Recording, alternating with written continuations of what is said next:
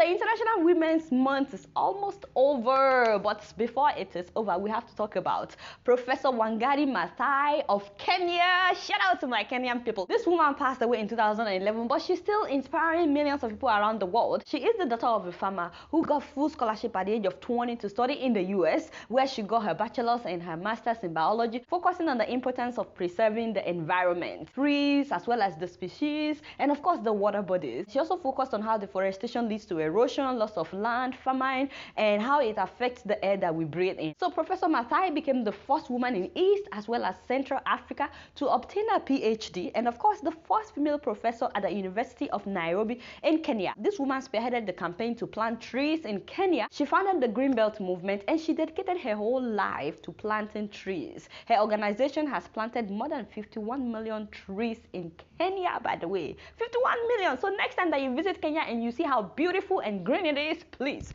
remember our mama Wangari Maathai. Many rural women complain about the fact that they did not have firewood, that they were losing a lot of their topsoil. They were also complaining that they did not have enough water. Why not plant trees? I asked the women.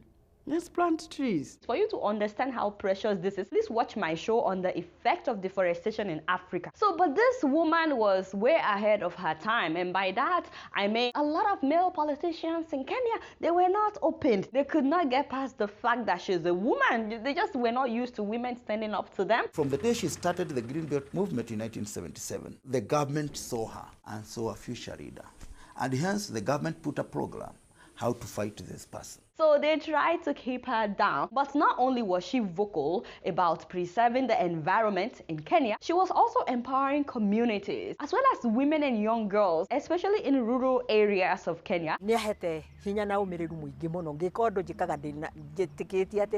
I have courage to say anything. She was speaking out against the dictator in Kenya at that time. I'm talking about President Daniel Arap Moi, who refused to step down for 24 years. This woman was speaking up. The system said, how dare you? What do you think you are? A woman to answer a man? But it wasn't just politicians that had issues with this woman. Her husband also had issues with her. He divorced her after 3 children, saying that she was too educated, too strong-minded for a woman, and that he was unable to control her. I was like, ooh, father, I don't understand. Why do some men have a need to control another human being? And I don't, somebody that you are doing with every day, you want to control that person? How about everyone? As in, why can't you just work together with this other human being? You want an educated woman, but you want to keep her in the kitchen? The devil is a liar. Anyway, the husband also accused her of adultery, which she denied. By the way, the man had left her and her children for like 2 years before coming back and accusing her of adultery and filing for divorce. At that time, you have to go to court for divorce. I represented her. Here was a man, her husband, who chose to make the allegation of adultery, and there wasn't any evidence.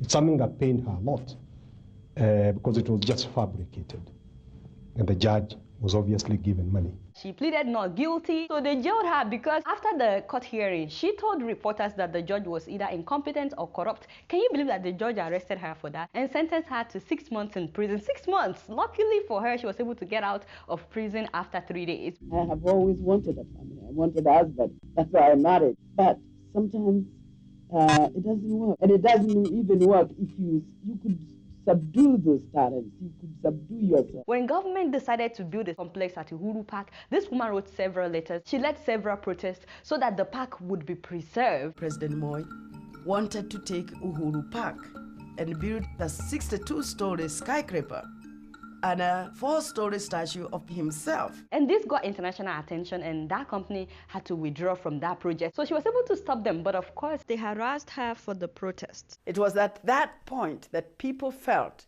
that if one little woman can stop that building, surely this government can be changed. That also was the turning point in this country, that no matter how small, no matter what you are, you can make a difference. There were so many times that this woman was not only arrested, but she was beaten up, and then she landed at the hospital.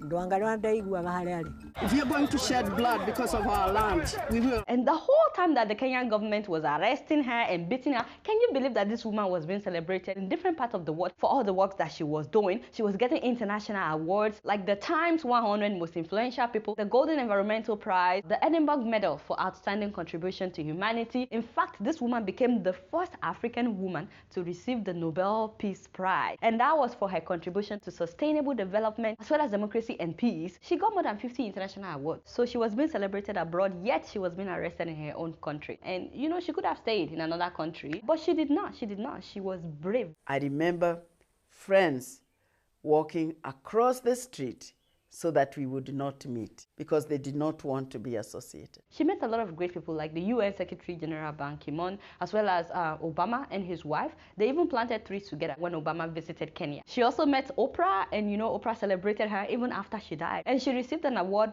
with Al Gore. CNN did a 3-minute piece on her, by the way, a long time ago. And do you know that when this documentary aired in Kenya, they cut out the part where she was featured? Can you imagine? The president at that time called her all sorts of names. Na mama moja anajitokeza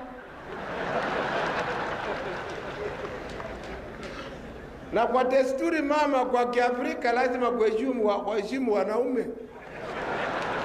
He called her a mad woman. He called her crazy. He also said that she was a threat. In fact, he made fun of her being a divorcee. Parliament, for some reason, they decided to get involved. They stopped parliamentary proceedings to discuss me. They had even said that I'm a divorced woman, so what can a divorcee tell anybody? As if once you are divorced, you are no longer a human being and should not have a say in what is going on in society. That is not right. I said that I want to engage them, but I want to engage their anatomy above the neck.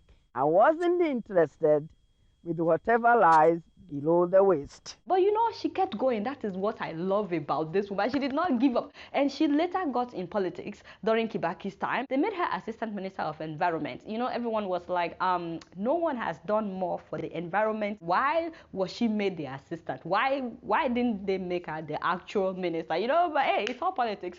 So unfortunately, in 2011, she passed away at the age of 71 after battling ovarian cancer. You cannot enslave a mind that knows itself, that values itself, that understands itself.